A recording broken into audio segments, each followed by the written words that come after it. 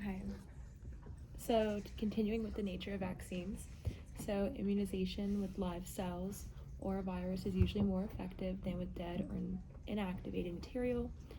Most agents used for immunization are either atten- how do you say that? Attenuated, which is weakened, or inactivated pathogens or inactivated forms of microbial products such as toxins, aka toxoid. So vaccines are going to stop spread of infectious diseases, which would lead to death, especially in kids, and the CDC sets guidelines in the US. Immunizations usually involve a series of secondary immunizations or a booster to produce a secondary response and a higher antibody titer. So on the next slide, they talk about immunization recommendations for infants. Basically, infants are immunized against bacteria and viruses. Moving on from that, synthetic and genetically engineered vaccines. So synthetic vaccines are the component of genetically engineering antigenic components. Conjugate vaccines attach smaller antigenic proteins to larger carriers to improve immune response, and then attaching a polysaccharide to a toxoid improves the immune response of polysaccharides, which is typically pretty weak. Pneumococcal vaccines are made this way. So to add on to that with another type of vaccination, you've got nucleic acid vaccines, which are vaccines in which the antigens of interest are synthesized by the animal. So these DNA vaccines are usually bacterial plasmids that contain cloned DNA that encodes the antigen of interest. Then there's an RNA vaccine, which contains bRNA or abRNA sequence encoding antigen, like the spike protein for COVID-19 virus. So these use a novel vaccine delivery method. It's not injected into the animal. The target proteins are cloned into plasmid vectors and injected intramuscularly. The DNA RNA is taken up by host cells and proteins are expressed, transcribed, and translated. And then the host mounts an immune response to that protein. Buzzard? Okay. So now we have immunotherapy, which is a type of therapy for the immune system. It's a field in clinical medicine that seeks to harness cells and other components of the immune system and use it to fight cancer and diseases. Key immunotherapeutic approaches currently in development to combat cancer are some things like anti-cancer vaccination, which is a vaccine that has cured cancer. There's also use of checkpoint inhibitors, which I guess inhibit certain checkpoints and mechanisms, and the adoptive T-cell transfer. Alright, so anti-cancer vaccines can either be prophylactic, which are preventative, or therapeutic. So prophylactic vaccines target oncogenic cancer-causing pathogens. So no disease means no cancer. And then human papillomavirus, HPV, can cause cervical and other forms of cancer. Hepatitis B virus can cause liver cancer. And HPV in the US, high-risk HPVs cause 3% of all cancers in women and 2% of all cancers in men. You can learn more about it at that link. So transformation in eukarya is a process by which virus infection can lead to cell becoming cancerous. And therapeutic anti-cancer vaccines are designed to stimulate the body's natural immune response to cancer. Moving on to a different kind of immunotherapy, checkpoint inhibitors' goal is to prevent neutralization of cytotoxic T cells and enhance tumoricidal effector activity, basically keep the T cells going. The most successful checkpoint inhibitors are monoclonal antibodies, or MAB-based drug systems. Pembrolizumab, marketed by Keytruda, treats metastatic melanoma and prevents skin cancer from coming back after surgery. 10-year survival rate of 22%.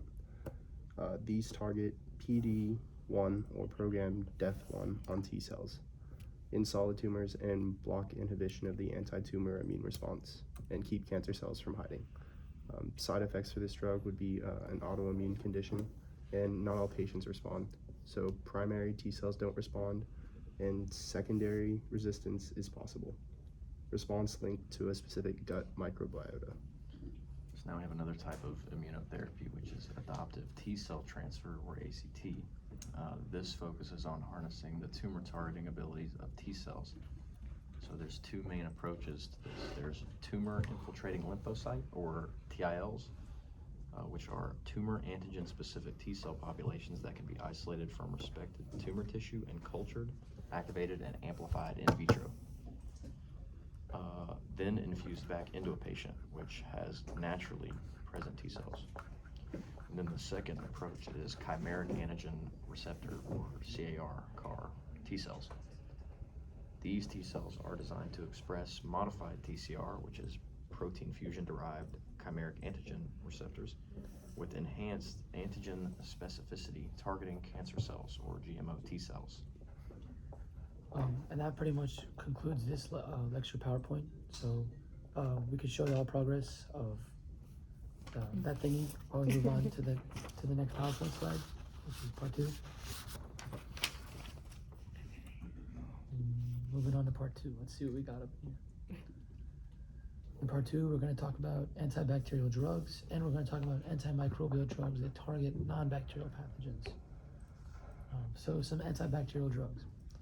These are antibiotics that are naturally occurring or synthetic antimicrobial compounds that are produced by bacteria and fungi. In order to be useful, antibiotics need to exhibit selective toxicity, which is their ability to target pathogens but leave host cells and tissues unharmed. So like fighting the enemies but not hurting your homies, kind of thing. Antibiotics are classified by their mechanism of action, as each group targets different parts of bacterial anatomy or physiology. The sensitivity of microbes to different antibiotics varies greatly. You have gram-positive and gram-negative bacteria, which both vary in sensitivity to antibiotics.